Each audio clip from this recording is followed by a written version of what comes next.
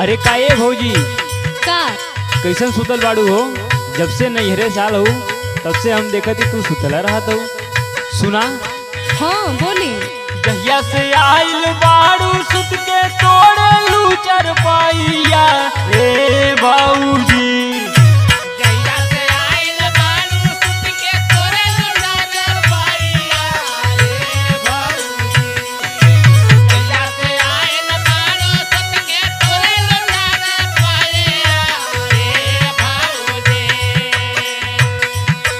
जहिया से आइल बाड़ू सुत के तोड़े लू चरपाइया ए भौजी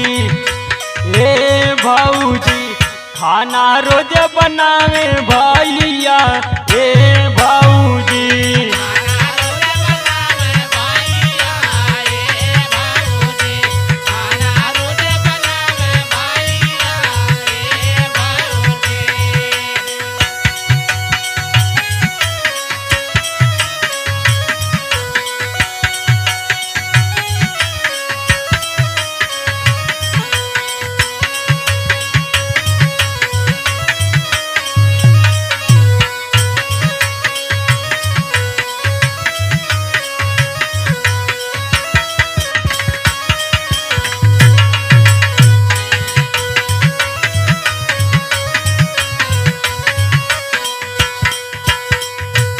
देखा थी जब से तू आल बाड़ू तब से भैया का हालत बहुत खराब रहा था। सुना तोहरे जैसन में हर पाके दिन रात रोवे।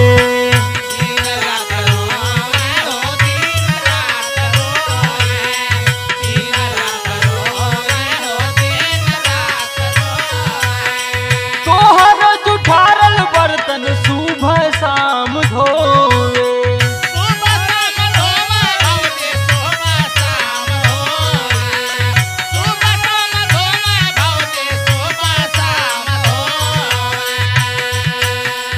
तोहरे जैसन में हर पाके दिन रात रोवे।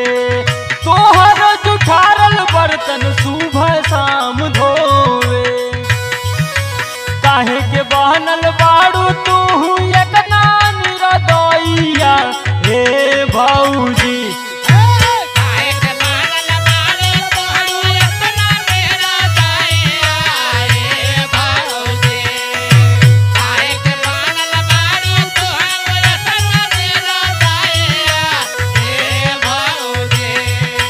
काहे के बहनल बाड़ू तू इतना निरदैया ए भौजी खाना रोज बनावे भैया ए भौजी।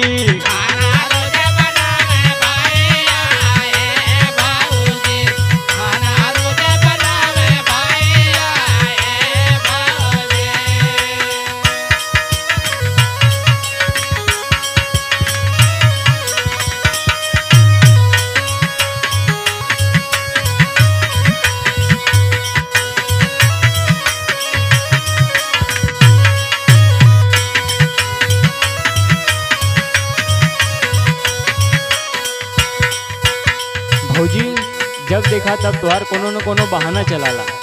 कोनो दिक्कत है तो बोला हमसे। हमके पता बा हमरे ऊपर इल्जाम लगाओ तुम झूठ झूठ। सुना बा काहे बद रोज रोज करेलू तू ना खरा।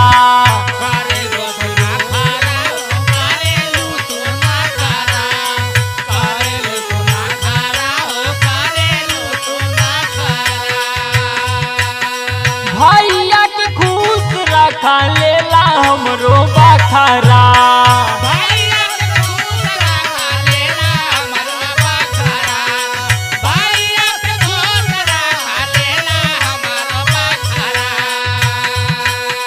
काहे बद रोज रोज करेलू तू ना खरा। भैया के खुश रखा लेला हमरो बखरा।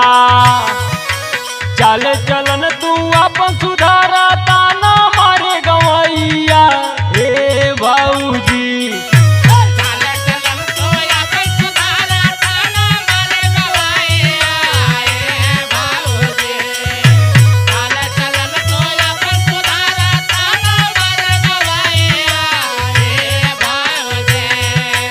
चाल चलन तू अपन सुधारा, ताना मारे गवाइया। ये भौजी खाना रोज बनावे भैया। ये भौजी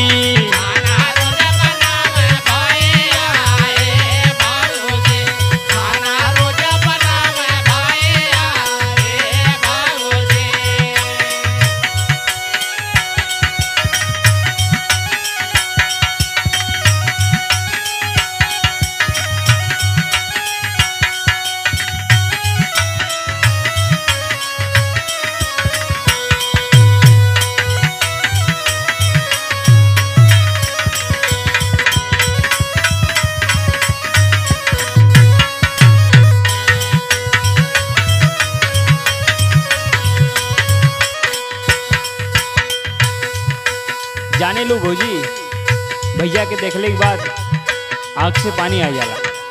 सुना सुनावा। भैया के दर्द हमसे देखा लो ना जाला।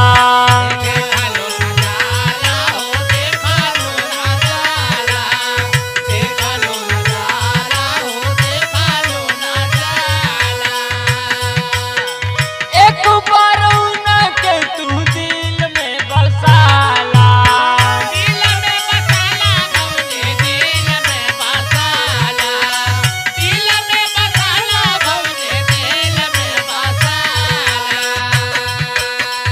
भैया के दर्द हमसे देखा लो ना जाला। एक बार उनके तू दिल में बसाला। कहे अजित खूब मजा मिली जब हिली चार पैया। हे भौजी